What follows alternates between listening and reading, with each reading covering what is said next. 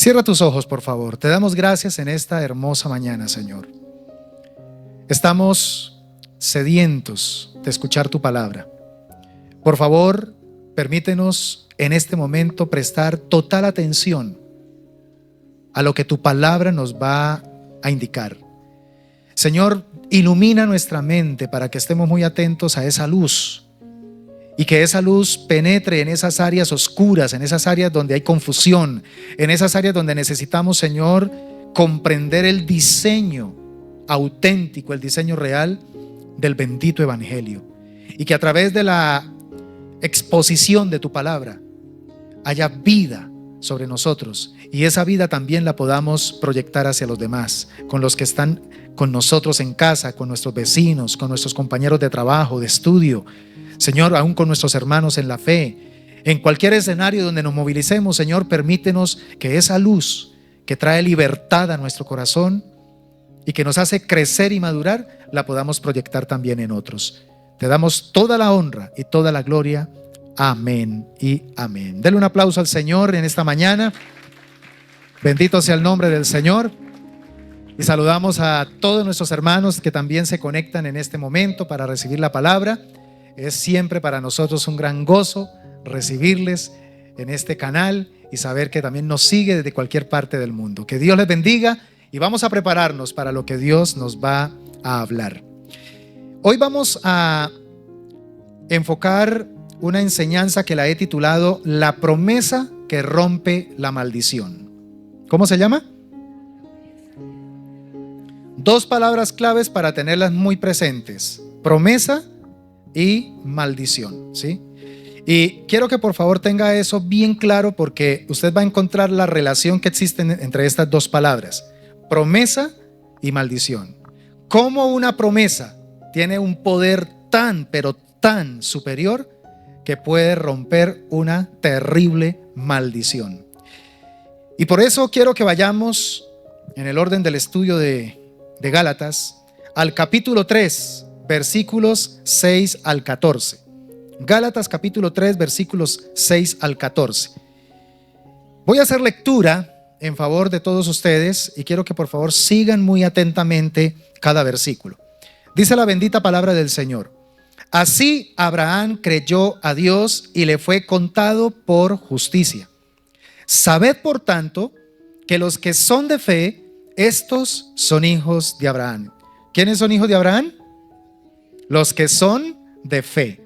Y la Escritura, previendo que Dios había de justificar por la fe a los gentiles, dio de antemano la buena nueva a Abraham. Mira esa expresión, buena nueva, que significa evangelio, ¿no? Evangelio en griego. Desde el tiempo de Abraham ya se estaba anunciando una buena nueva, es decir, un evangelio. ¿Qué decía ese evangelio? En ti serán benditas todas las naciones. De modo que los de la fe son bendecidos con el creyente Abraham. Porque todos los que dependen de las obras de la ley están ¿bajo qué? Bajo maldición. Pues escrito está: maldito todo aquel que no permaneciere en todas las cosas escritas en el libro de la ley para hacerlas. Versículo 11. Y que por la ley ninguno se justifica para con Dios. Es evidente. ¿Por qué? Porque el justo por la fe vivirá. Y la ley no es de fe, sino que dice, mira lo que dice la ley: el que hiciere estas cosas vivirá por ellas. Cristo nos redimió de la maldición de la ley. ¿Por qué maldición? Porque solamente podrá vivir aquel que cumpla la totalidad de la ley.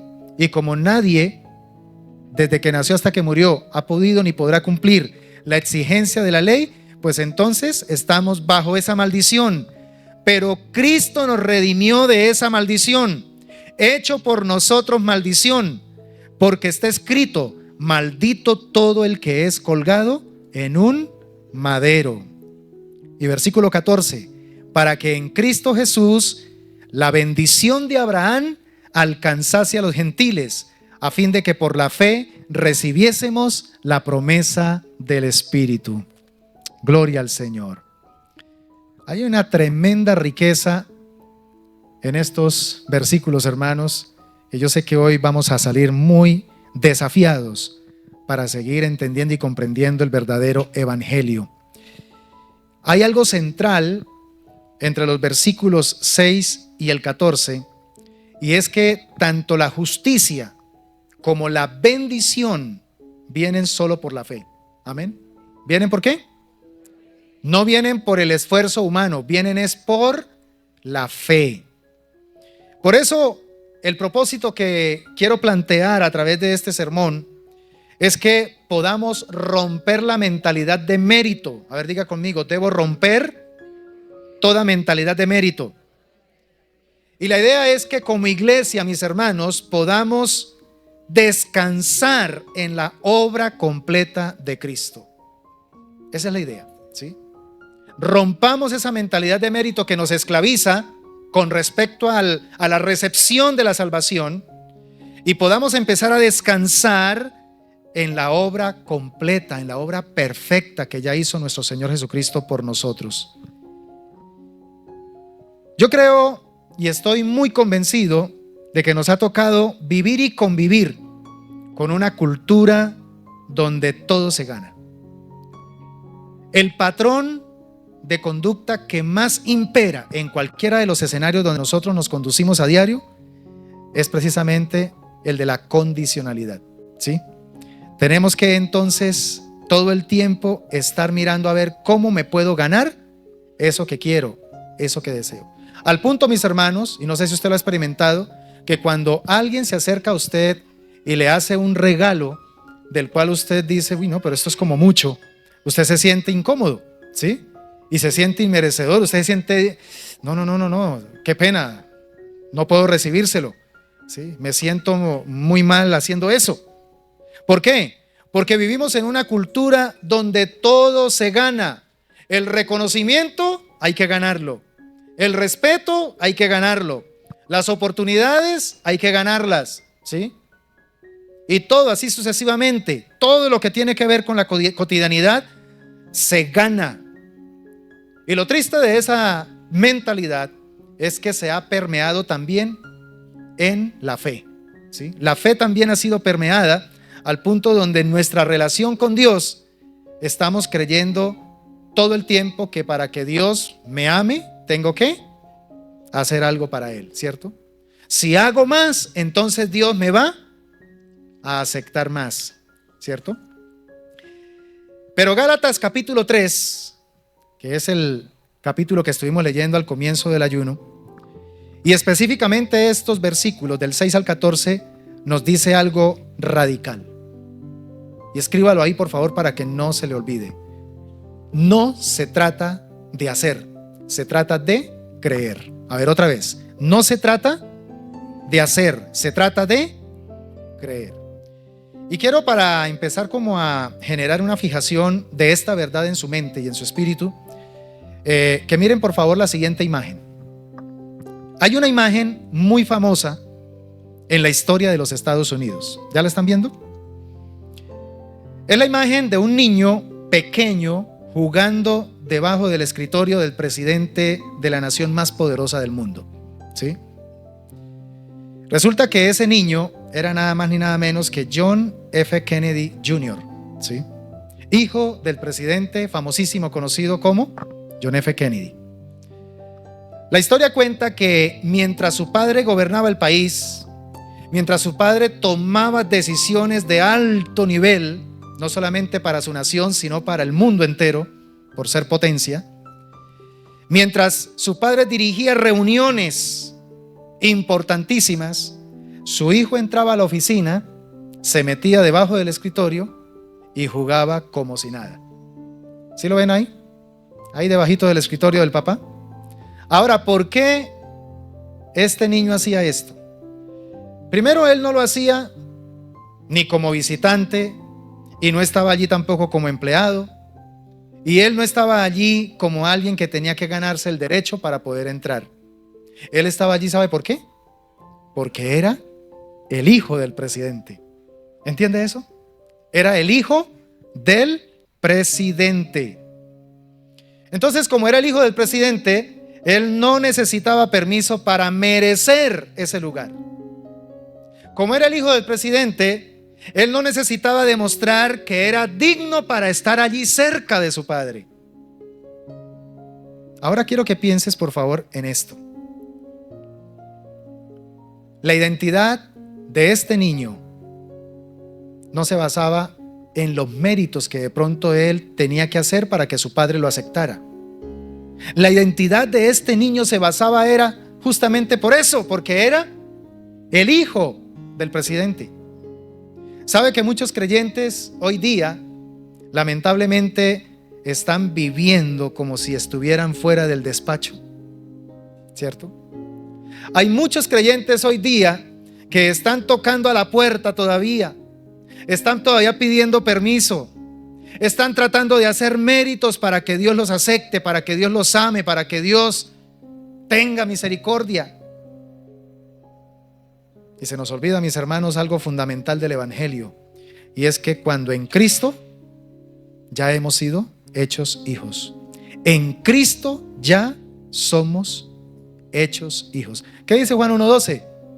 Mas a todos los que le recibieron, a los que creen en su nombre, les dio potestad de ser hechos hijos de Dios. Ser hechos hijos de Dios. Hay un predicador, ya falleció creo que hace como casi 2 años, muy conocido por sus enseñanzas sobre las explicaciones profundas sobre el tema de la gracia, ¿sí? Salvación por gracia, conocido como Timothy Keller, o como le decían de cariño, Tim Keller. El pastor Tim Keller, él reconocido por ese enfoque de la enseñanza bíblica, él contaba una experiencia real en su ministerio, y él decía que a lo largo de toda su trayectoria ministerial habló con muchas personas dentro de la iglesia que decían creer en Dios. Pero ¿sabe qué notaba él? Que esas personas que decían creer en Dios vivían bajo una presión constante. ¿Cuál presión? La presión en sus mentes de que ellos todo el tiempo estaban creyendo esto. Ojo, creyendo esto. Si oro más, Dios me va a amar más. Si fallo, Dios se decepciona de mí. Tengo entonces que mantener un nivel espiritual alto para que Dios mantenga su favor sobre mi vida. ¿Y sabe qué dijo el doctor Keller? Él dijo algo muy importante. Si tu obediencia es la razón por la que crees que Dios te acepta, entonces no estás viviendo en el evangelio. ¿Qué estás viviendo? Solo religión, ¿sí? Eso es lo que estás viviendo, en una religión. Y en eso es lo que la mayoría de los seres humanos viven, en una religión. Porque lo único que hacen es ligar su alma, porque eso significa religión, religare, es ligar nuevamente su alma, no con Dios. Terminan ligando su alma, es con normas, ¿sí? Con requerimientos para poder sentir que pueden volver a estar conectados con Dios. Hemos estado entendiendo, especialmente a través de las enseñanzas de EDL, que la salvación no se trata de méritos, la salvación no se trata de acciones, la salvación no se trata de lo que yo haga. La salvación se trata precisamente de lo que Cristo ya hizo para yo poder tener una nueva naturaleza. Sin esa nueva naturaleza, mis hermanos, nosotros no podemos hacer absolutamente nada. Y por eso muchos no viven como hijos. Muchos creyentes tan solo están viviendo como empleados espirituales. Y es eso lo que precisamente el apóstol Pablo está trabajando fuertemente allí en su carta a los Gálatas. Él va a confrontar a los judaizantes que se volvieron expertos en mezclar la fe con las obras. Y esto no solamente se dio allá en ese tiempo en Galacia, se ha venido dando a lo largo de la historia del cristianismo. Y en este tiempo, ese evangelio que se sobreenfoca en las obras para salvación, para poder tener méritos, está teniendo mucha fuerza.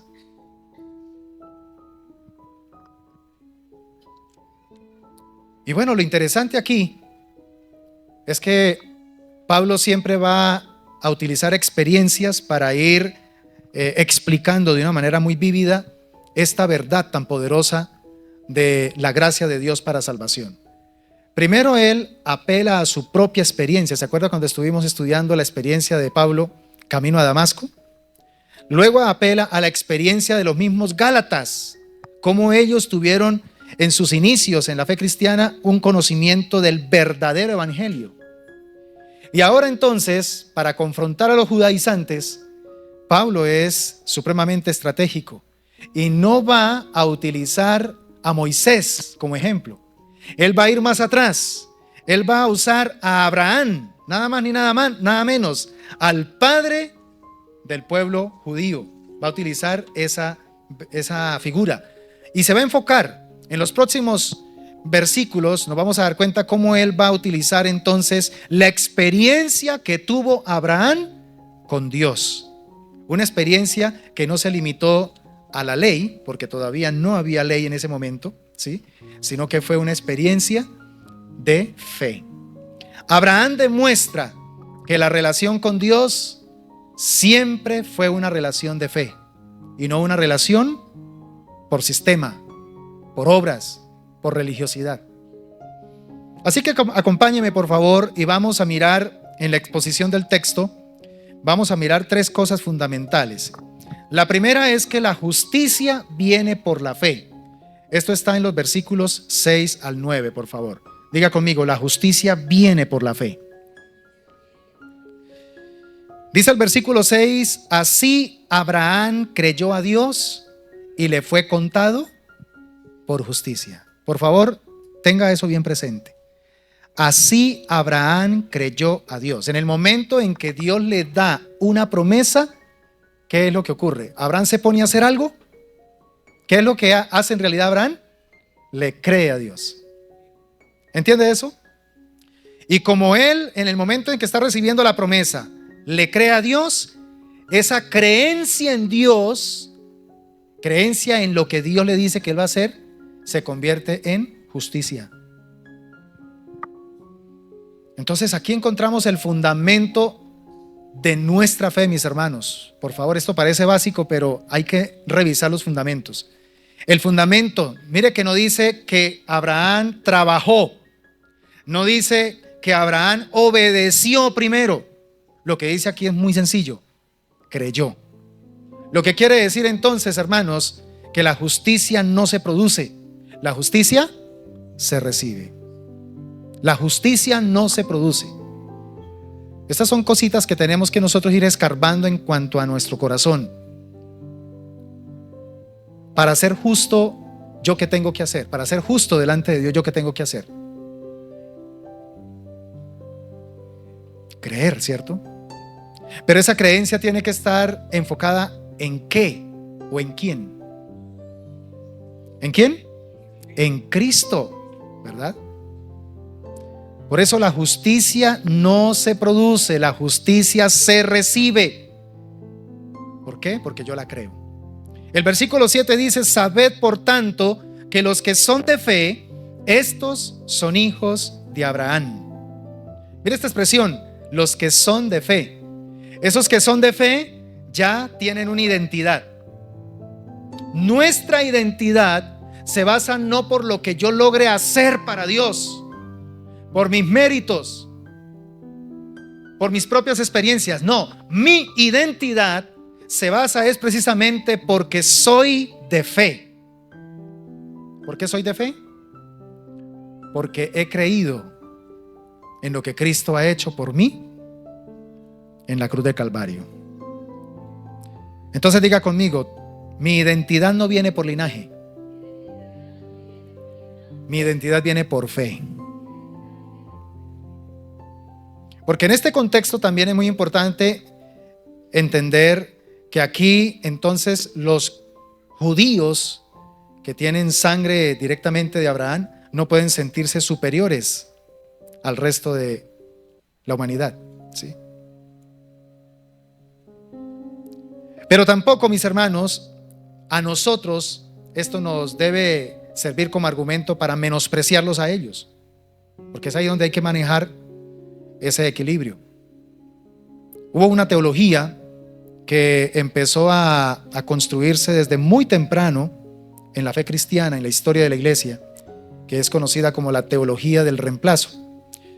Y lamento decirlo, pero la teología del reemplazo sirvió como de caldo de cultivo para lo que posteriormente se llamaría antisemitismo, ¿sí? La teología del reemplazo dice que ya Dios rechazó a Israel y que las promesas que le había prometido, valga la redundancia, a Israel, ahora las está cumpliendo en la iglesia. Solo que muchas de esas promesas no se van a cumplir de manera literal, sino que se cumplen de manera alegórica o tipológica, espiritualmente hablando. Es una teología, mis hermanos, que, lamento decirlo, deja en cuestionamiento que entonces lo más probable es que Dios, si rechazó a Israel, nos puede también rechazar a nosotros, ¿sí? Pero lo interesante de esa postura es que se aboga mucho sobre la teología también del pacto. La teología del reemplazo es muy fuerte con la teología del pacto, y esta teología del pacto obviamente habla de la perennidad del pacto, es para siempre. Entonces encuentra una contradicción. Si Dios es un Dios de pactos, entonces ¿por qué me dicen que Dios cambió de opinión sobre lo que le había prometido al Israel étnico? ¿Sí? Si le falló, ¿acaso la iglesia no le falla a Dios? ¿Acaso la iglesia, nosotros, no le fallamos a Dios? Entonces, si rechazó el Señor al Israel étnico, también el Señor puede en algún momento rechazar a su cuerpo espiritual, que es la iglesia. Y ahí sí estaríamos entrando en algo completamente erróneo.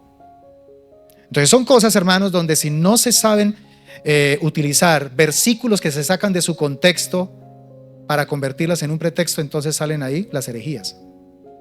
Lo que estoy diciendo con esto, mis hermanos, es que aquí lo que realmente importa es que en el contexto de la gracia, llámense judíos, llámense gentiles, si somos de fe, ¿qué significa entonces?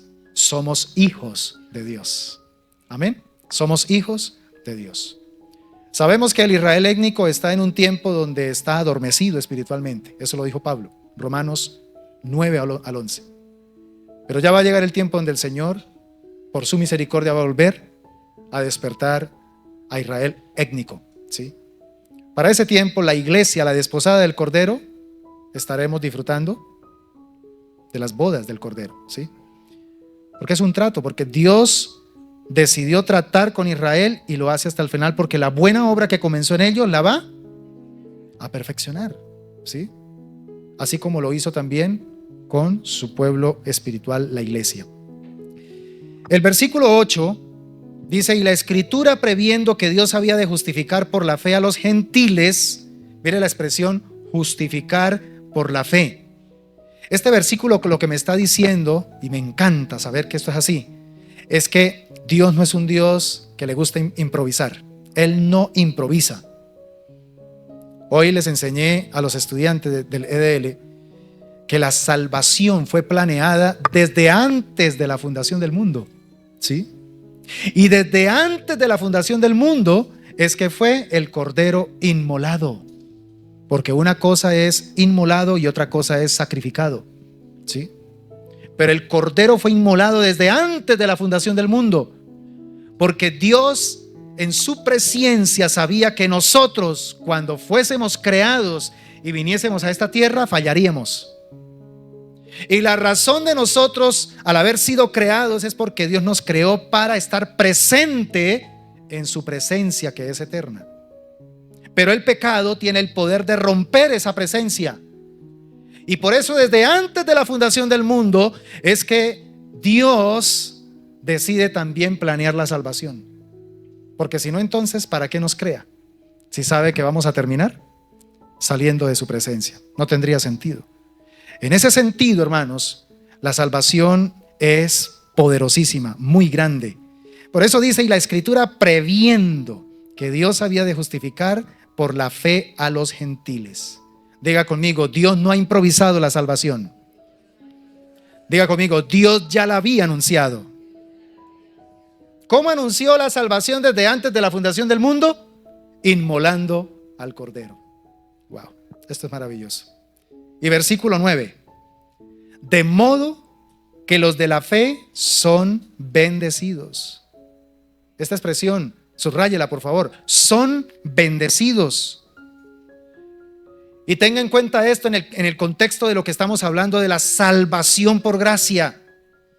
Escúchame, porque esta teología actual de la prosperidad, la teología de la superfe, la teología del Kingdom Now y muchas otras teologías que están fuertes en este tiempo, hermano. Si usted no ha escuchado esas palabras, búsquelas por internet, por favor. Porque necesitamos como iglesia saber, informarnos de lo que está sucediendo. ¿Qué fe realmente estamos siguiendo?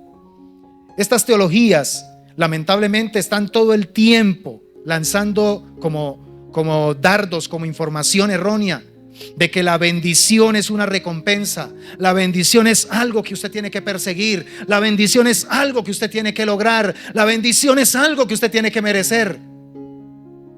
Y en nuestro contexto cristiano utilizamos muchísimo el tema de la bendición como algo que me toca rogarle y me toca de pronto suplicarle a Dios que me la dé.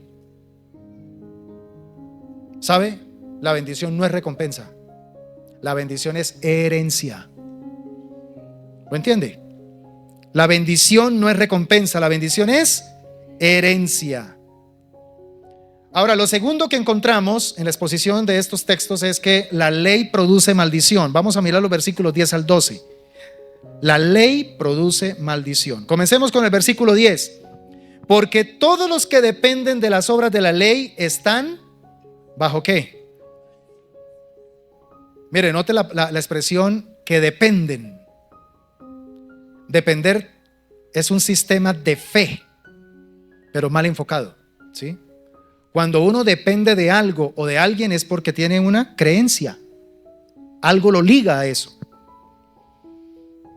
Y note que dice, no algunos, dice todos. Todos están bajo maldición. ¿Por qué? Porque la ley exige perfección total. En Santiago capítulo 2, él dice claramente que todo aquel que quiere depender de la ley, entonces pues tiene que vivir perfectamente en esa ley, porque cuando usted depende de la ley, se hace con una sola cosa que usted falle de la ley, se hace acreedor a toda la ley, ¿sí? Entonces la ley nunca vino o nunca fue enviada de parte de Dios al ser humano para darle la opción de que se salvara. Dios lo sabía, acuérdese de la presciencia de Dios. La ley no vino para, a ver, demuéstrenme que ustedes se pueden salvar a sí mismos. No, es una tontería. La ley vino todo lo contrario, como un ayo para poder acercarnos a Cristo, lo dijo Pablo. Más adelante lo vamos a estudiar en otro sermón. La ley vino fue para demostrarnos que realmente la única manera para nosotros verdaderamente conectar con Dios es a través de la gracia, de lo inmerecido, de lo que nosotros nunca jamás podremos hacer. Por eso la salvación no tiene nada que ver con lo que usted haga o yo haga. La salvación tiene que ver con lo que Dios ya hizo en Cristo Jesús. Ojo que estoy repitiendo esto muchas veces, hermanos, y cuando Dios repite muchas veces a través de una palabra es porque es algo supremamente importante. ¿Estamos de acuerdo, iglesia? Versículo 11. El versículo 11 dice, y que por la ley ninguno se justifica. Claro, y es que eso quedó demostrado, ¿sí? No porque Dios no lo supiera o porque Dios necesitara comprobarlo, no. Sencillamente porque eso es así. Nosotros nunca podremos satisfacer la medida justa de la ley de Dios. Pero necesitábamos ser justificados para poder nuevamente conectar con el Creador. Por eso fue que vino Cristo. La ley nunca fue el camino de salvación. Téngalo bien presente. Por eso cuando alguien quiera acercarse a usted y mostrarle un evangelio donde usted le queda el sabor de que tiene que hacer cosas para ser aceptado por Dios, vomite ese evangelio. Ese evangelio no es auténtico. Ese evangelio lo está llevando a un terreno de manipulación. Por eso es que tenemos hoy día tanta gente manipulada, mis hermanos. Gente manipulada. Porque si hay algo supremamente fácil para manipular al ser humano es a través de la fe, de la creencia. ¿Sí? Pero bendito sea Dios por el evangelio soluble, el evangelio auténtico, que es un evangelio que nos lleva siempre a ver a Cristo. No se trata de mí, se trata de Cristo. Entonces la ley no es de fe, es el versículo 12. Y la ley no es de fe. Mira el contraste. ¿Qué dice la ley? ¿Qué dice la ley? Haga. ¿Y qué dice la fe? Cree. ¿Qué camino usted va a escoger, mi hermano, para experimentar la salvación? ¿Sí? ¿Va a escoger el hacer o va a escoger el creer? Es una lección para nosotros. ¿Por qué a veces no avanzamos, hermanos? Porque no dejamos que lo que Cristo ya hizo por nosotros se aplique a nosotros. ¿Por qué no se ve eso? Porque todo el tiempo estamos nosotros tratando de hacer, ¿sí? Tratando de hacer. Y donde obra la ira del hombre, no puede obrar la justicia de Dios. Y lo tercero que encontramos en este segmento de estudio es que Cristo nos redimió. Versículos 13 y 14. Cristo nos redimió. El versículo 13 dice: Cristo nos redimió de la maldición de la ley. Esta palabra redimió es muy interesante porque la palabra redimió viene de redención. Y la palabra redención es un concepto que se utilizó muchísimo en la compra y en la venta de esclavos. Era un concepto más bien económico, ¿sí? Se utilizaba en la economía antigua, oriental.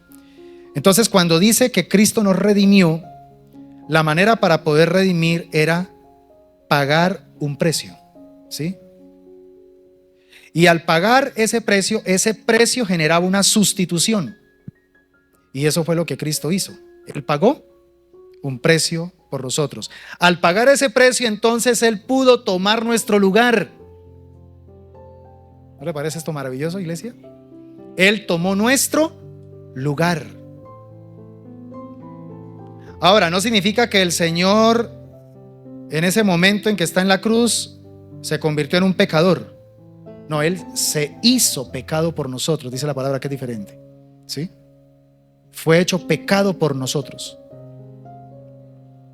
Ahora, no es el acto como tal de que se convirtiera en un pecador por haber sido colgado en una cruz. No.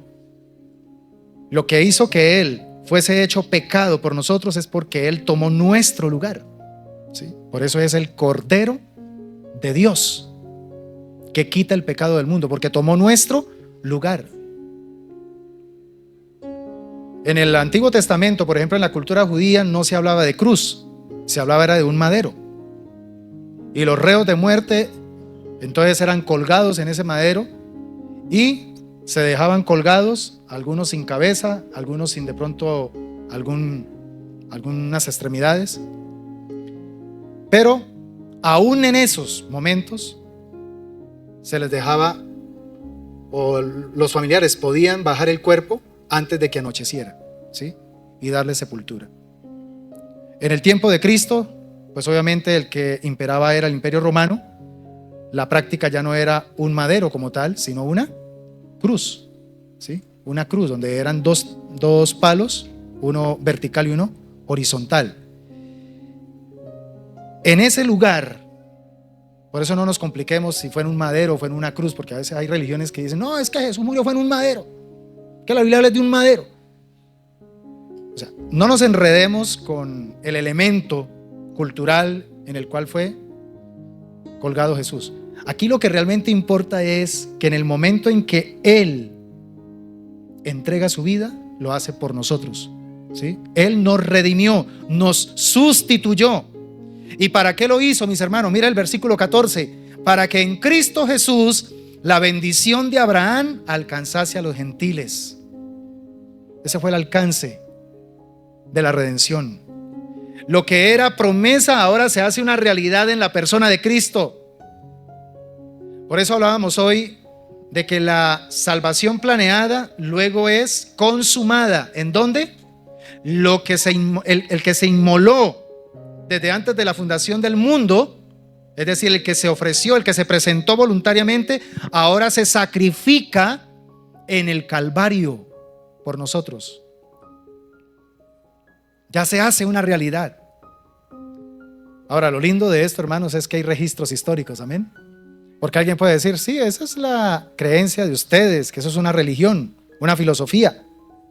Pero está corroborado la crucifixión de nuestro Señor Jesucristo. Históricamente está comprobado que Jesucristo fue, aparte de Dios, fue un hombre que vino y caminó en esta tierra. Y en segundo lugar, que fue crucificado. Entonces, qué bueno saber estas tres verdades maravillosas. ¿Cuál es la primera? Según estuvimos mirando. La justicia viene por la fe. La segunda, la ley produce maldición. Y tercero, y Cristo nos redimió, es decir, nos sustituyó. Gloria a Dios porque Él tomó nuestro lugar. Ahora permítanme, por favor, ir terminando mostrándoles unos principios hermosos que encontramos en estos textos de la palabra. Lo primero que yo encuentro es que la fe es el único medio de justificación. Nadie puede ser justificado por obras. La única manera de ser justificados es por la fe. Y no es que sea una opción entre varias, es la única. Dios estableció un solo camino, mis hermanos, para poder ser salvos. ¿Y sabe cómo se llama ese camino? Diga conmigo, creer. Ese es el único camino para poder ser salvos. ¿Sí? Creer. Y creer entonces significa que no puedo añadir obras para completar la salvación. Oye, esto sí que ha pegado duro en la religión tradicional. Tenemos 500 años lidiando contra esto. Pero hermanos, ahora aún en este tiempo, en el mundo cristiano, evangélico, se sigue luchando contra esto. Porque hablamos de creer, pero estamos mezclando con obras para la salvación. No me malentienda, para la salvación. Otra cosa es la santificación, que también expliqué en esta mañana. Para la salvación. Creer significa que yo no puedo mejorar lo que Cristo ya hizo. Él lo que hizo, lo hizo perfecto. Por eso Él pudo decir antes de expirar allá en la cruz, consumado es. Así que diga conmigo, la fe no es un esfuerzo espiritual. Es dependencia total. Que se nos quede claro bien ahora este concepto de fe. Por eso es que el diablo ataca muchísimo la fe. ¿Sí se ha dado cuenta? ¿Y dónde, según la armadura de Dios, está ubicada la fe? Un escudo. ¿Se acuerda? El escudo de la fe. ¿Y dónde está ubicada la salvación? En el yelmo. Dos cosas fundamentales, ¿sí? Fe para salvación. Fe, un escudo, salvación, un yelmo. ¿Ambas cosas no son escudos? Porque Satanás siempre va a mirar a ver cómo ataca nuestra fe. Si él logra atacar nuestra fe, sabe que va a poder manipularnos. Y aunque ya no nos puede arrastrar para el infierno, él va a mirar a ver cómo nos hace trizas esta vida temporal, mientras el Señor nos lleva. Pero la vida en Cristo, el evangelio de Cristo, fue diseñado para que mientras Él viene y nos lleva a la glorificación, podamos, hermanos, cada día conocerle más, entenderle más y poder disfrutar de esa libertad preciosa en Cristo Jesús. Y conoceréis la verdad, y la verdad os hará libres. Segundo principio, la ley revela el pecado, pero no puede salvar. Eso es lo que hace la ley. Sirve para mostrar, funciona como un espejo. Eso es lo que hace la ley, funciona como un espejo, para que todos tengamos la confrontación de lo pecaminosos que somos. Entonces, cuando soy confrontado con la ley de Dios, me doy cuenta que efectivamente lo que no quiero hacer es lo que termino haciendo, y que lo que quiero hacer y que lo que sé que está bien y que debo hacer, difícilmente lo hago. Romanos capítulo 7. Por eso la ley tiene esa función, mostrarte que estás mal. Pero no puede limpiarte. Cuando nosotros vivimos un evangelio bajo el enfoque de la ley, de las obras, de los méritos, por eso es que la mayor parte de nuestro tiempo nos la pasamos, escúcheme esto por favor, sintiéndonos culpables. Nos la pasamos frustrados espiritualmente. Nos la pasamos teniendo todo el tiempo una sensación de insuficiencia. Es que no puedo, es que no soy capaz, es que no lo merezco. Todo el tiempo descalificándonos. Porque de hecho, ese es el propósito y ese es el trabajo de la ley. La ley tiene esa función, exponer la herida. Pero la función de Cristo es sanarnos. Amén. Es sanarnos. Tercer principio. Cristo tomó nuestra maldición para darnos su bendición. Esto es algo glorioso. Cristo tomó nuestra maldición para darnos su bendición. ¿Cómo se sentiría usted si de pronto viviendo en un cuchitril, por allá en una casita que a usted le tocó levantar con tablitas y con plásticos a las afueras de la ciudad, en un sector bien deprimido, y de pronto llega alguien que tiene tremenda mansión y le dice: hagamos un cambio, le cambio mi casa por la suya? ¿Usted qué haría?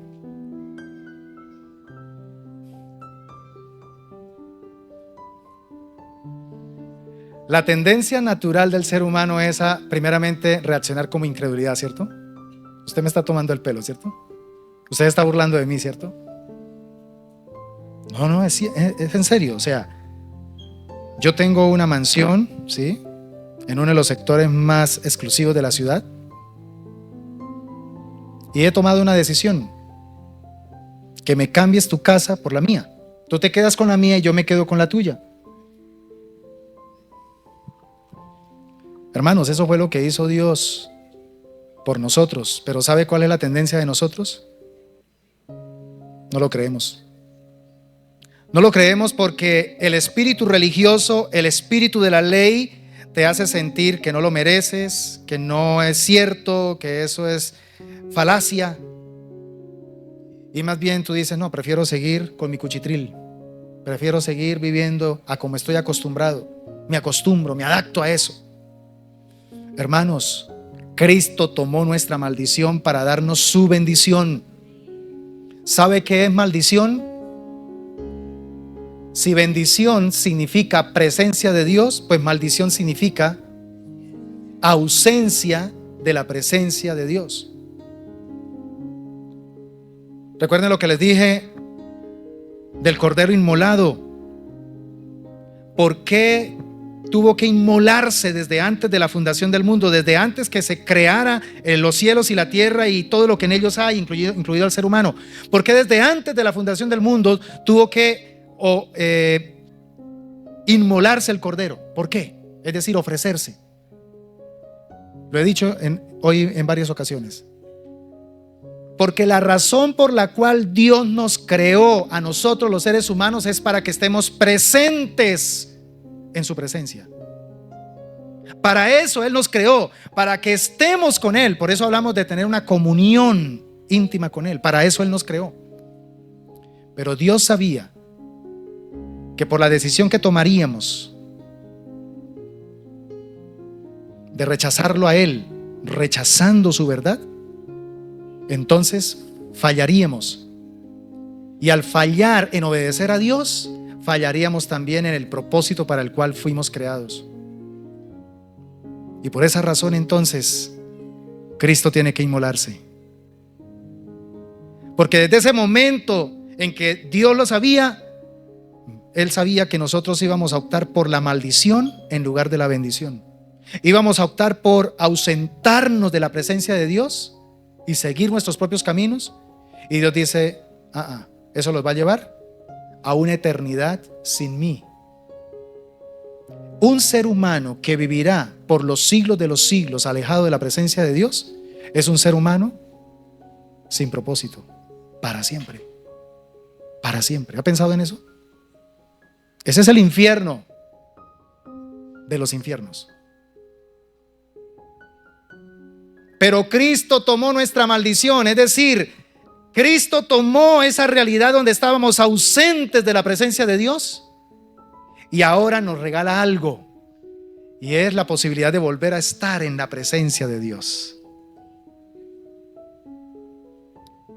Ahora pues ninguna condenación hay para los que están en Cristo Jesús, los que no andan conforme a la carne, sino conforme al Espíritu. Porque Jesús entiende que si ahora realmente hay salvación en mí, ya no se trata de nuevas acciones, se trata de una nueva naturaleza. Ahora Cristo está en mí. Entienda esto, por favor. Cristo tomó lo que yo merecía y yo recibí de Él lo que Él merecía. Esto se llama gracia y esto se llama misericordia. Ahora, esto cambia completamente la forma de vivir. Cuando yo entiendo esto, que Cristo tomó nuestra maldición para darnos bendición, entonces ya no voy a vivir para ser aceptado. Y ya no voy a vivir con esa inquietud. ¿Será que Dios sí me ama? ¿Será que Dios no me ama? ¿Será que sí voy a ir al cielo? ¿Será que no voy a ir al cielo? Sino que ahora, mis hermanos, entonces vivimos desde que fuimos aceptados. Ahora ya somos aceptos en el amado, en Cristo Jesús. Cuando yo vivo con esa confianza y esa certeza, me enamoro tanto de Dios que lo único que yo quiero hacer en esta corta existencia es vivir para Él. Pero ¿por qué en esta corta existencia muchas veces lo que queremos es hacer nuestra propia voluntad y vivir para nuestros propios planes? Porque no hemos entendido esta salvación tan grande que fue planeada desde antes de la fundación del mundo. Y en cuarto lugar, la bendición de Dios se recibe, no se gana. La bendición de Dios se recibe, no se gana. De aquí en adelante, hermano, no vea la bendición de Dios como algo que usted le toca estar mirando a ver en qué momento lo atrapa, ¿sí? Como cuando usted quiere cazar un ratón, ¿cierto? No, usted no necesita atrapar la bendición de Dios. Mire, si esto es en la ley, Deuteronomio 28, si esto es en la ley, ¿qué dice en Deuteronomio 28:1? Acontecerá que si guardares y ponieres por obra todos los mandamientos que te he dicho hoy, vendrán sobre ti todas estas bendiciones y te alcanzarán. Ahora, esas bendiciones lo que están demostrando es manifestación de la presencia de Dios sobre su pueblo. Eso era lo que prometía la ley para todos aquellos que hicieran cuanto la ley exigía. Vendría la bendición y los alcanzaría. Ahora Cristo vino aquí, se convirtió en el Emmanuel, vivió la vida que nosotros nunca podríamos vivir, y ahora la bendición que estaba reservada solo para Cristo, ahora Cristo la comparte. Ahora se entiende por qué en Efesios dice que ahora nosotros fuimos bendecidos con toda bendición espiritual en Cristo Jesús. La bendición no es algo que yo tengo que estar persiguiendo. La bendición ya está en mí, porque ahora ya no vivo yo. Ahora Cristo, que es la presencia de Dios en mí, porque eso es Cristo. El que ha visto a Cristo ha visto ¿a quién? Al Padre. Porque ahora Cristo vive en mí. Entonces ahora la presencia de Dios está en mí. Como la presencia de Dios está en mí, la bendición de Dios está en mí. Pastor, pero ¿por qué no se manifiesta? ¿Por qué no se manifiesta esa bendición? Porque no lo estás creyendo. ¿Y qué es creer? Creer es caminar con base a lo que Cristo ya hizo por ti en el Calvario. Creer no es voy a hacer fuerza para que Dios tuerza su mano y haga lo que yo quiero. Fe es convicción de que todo lo que Dios ha dicho en su palabra y ha prometido en su palabra, ya lo hizo en Cristo Jesús. Gloria a Dios. Diga conmigo, la bendición no es salario. es herencia. Entonces, cuando yo tengo esto claro, de que la bendición no es un salario, sino que es una herencia, pues yo descanso en un lugar de tranquilidad, en lugar de estar ansioso y estar ahí, Señor, pero ¿por qué no me bendices? No, yo descanso, porque sé que ya soy bendito de Dios. Tengo seguridad en lugar de incertidumbre, y tengo una relación en lugar de religión. Eso es lo maravilloso de vivir el evangelio auténtico. Cuando entiendes esto, entonces dejas de actuar como un esclavo y empiezas a vivir verdaderamente como un hijo precioso. Déjenme terminar, mis hermanos, con un axioma muy importante, que es un pensamiento con el que yo quiero que usted hoy se vaya. Este axioma dice: la fe te conecta con la promesa, el esfuerzo te mantiene esclavo del intento. Vamos a tratar de ponerlo ahí. Está al final. Dígalo conmigo, hermanos. La fe te conecta con la promesa, el esfuerzo te mantiene esclavo del intento. ¿Qué vamos a decidir, mis hermanos, con respecto a nuestro trasegar cristiano? ¿Vamos a vivir por la fe o vamos a vivir por esfuerzo? Yo sé que la respuesta de todos aquí es: pastor, por la fe. Pero ¿te queda claro lo que significa vivir por fe? Mas el justo por la fe vivirá. O sea, ¿quién es el que verdaderamente puede tener fe? El justo. ¿Y quién es el justo? El justo es el que ahora el Padre lo ve no por lo que él es, sino por lo que Cristo es en él. Ese es el justo. Porque el único justo es Cristo. Porque no hay justo ni aun uno. El único justo es Cristo. Cuando el Padre nos justificó, una vez Cristo consumó su obra salvadora en el Calvario, entonces viene lo que es la salvación imputada o salvación acreditada, lo que llamamos justificación. Cuando el Padre nos está justificando, ¿sabe en realidad qué es lo que Él está haciendo? Él está dejando de mirarnos a nosotros y está empezando a mirar a Cristo en nosotros. Eso es justificación, mis hermanos. Mire qué glorioso.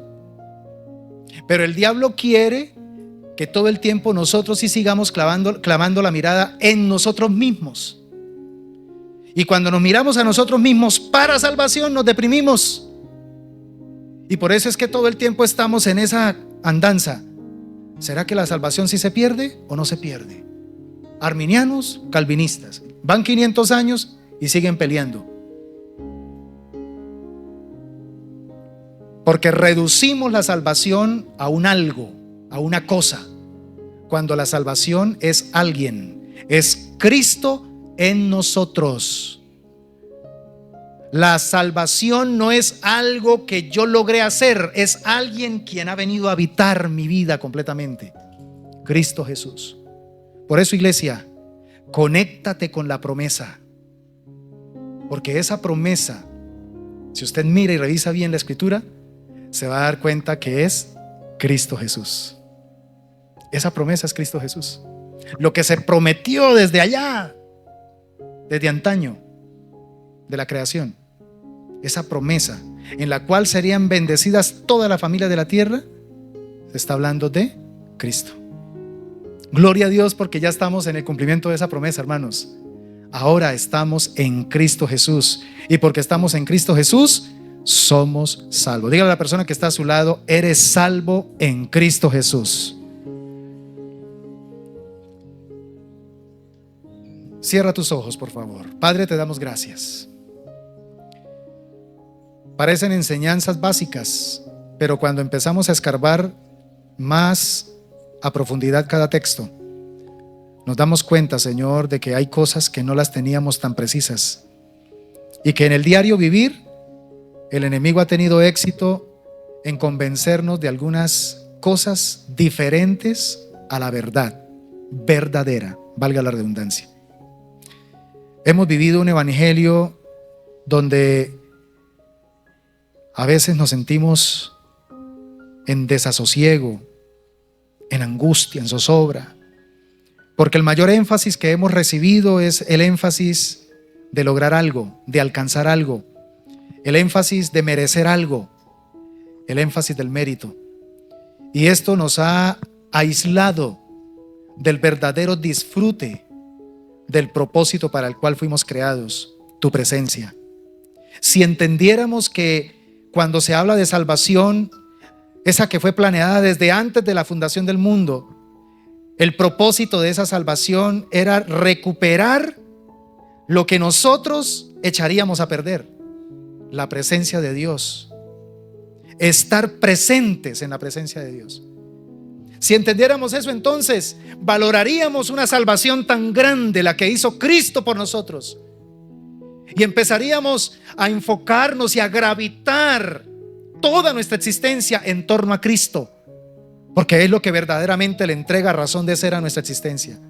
Pero el diablo ha tenido éxito en mantenernos desenfocados, al punto donde reducimos la salvación a sanidad divina, reducimos la salvación a que Dios me libere de un problema que tengo con el cónyuge, reducimos la salvación a un milagro financiero, reducimos la salvación a solución de algunos problemas que nosotros mismos hemos provocado. Y entonces tenemos un concepto supremamente limitado de esa salvación tan grande. Cuando limitamos la salvación, entonces la salvación misma se convierte en una carga, porque entonces nos sentimos con el deber de cuidar la salvación para que no se pierda. Y entonces aquí es cuando empezamos a darnos cuenta, Señor, de que tenemos un enfoque en nosotros, de méritos. Y qué difícil es aceptar la verdad del evangelio cuando tenemos una mente confeccionada al legalismo, confeccionada a las obras. Se nos dificulta terriblemente entender y comprender que la salvación es algo exclusivamente de Dios. La salvación es algo exclusivamente de Dios. Y que poder hoy disfrutar de esta salvación es el privilegio más grande, es el privilegio más hermoso, al punto que tenemos que compartirlo con los demás, no quedarnos callados, porque somos bienaventurados, somos dichosos, somos felices. Señor, abre nuestro entendimiento, por favor. Mi oración delante de ti es para que estas verdades profundas de la palabra del Señor impacten la mente y el espíritu de mis amados hermanos y hermanas. Que esta congregación podamos entender y comprender que necesitamos ir más allá de lo que de pronto nos hemos acostumbrado a escuchar, a entender y a aceptar. Necesitamos profundizar en el río de Dios, en su revelación, en su verdad que nos hace libres. Cuando tenemos, Señor, esa claridad, entonces se cumple lo que dijo el apóstol Juan, que donde el perfecto amor ha sido perfeccionado, allí ya no hay temor. Pero donde todavía no ha sido perfeccionado el amor de Dios, allí lo que reina es el temor. Y el temor siempre funciona cuando yo me siento responsable de. Porque es que si yo no lo hago, entonces no va a pasar nada. Si no depende, si yo o no depende eso de mí, entonces no va a funcionar. La gracia nos dice: descansa en lo que ya hice por ti y cree. Y ese creer irá acompañado de una dependencia diaria del Espíritu Santo para cada día hacer que Cristo se manifieste en nosotros y a través de nosotros. Oh Señor, gracias por la palabra recibida y gracias por la enseñanza que nos entregas, y declaramos en tu nombre sabiduría y revelación en nuestro corazón. En Cristo Jesús. Amén y amén.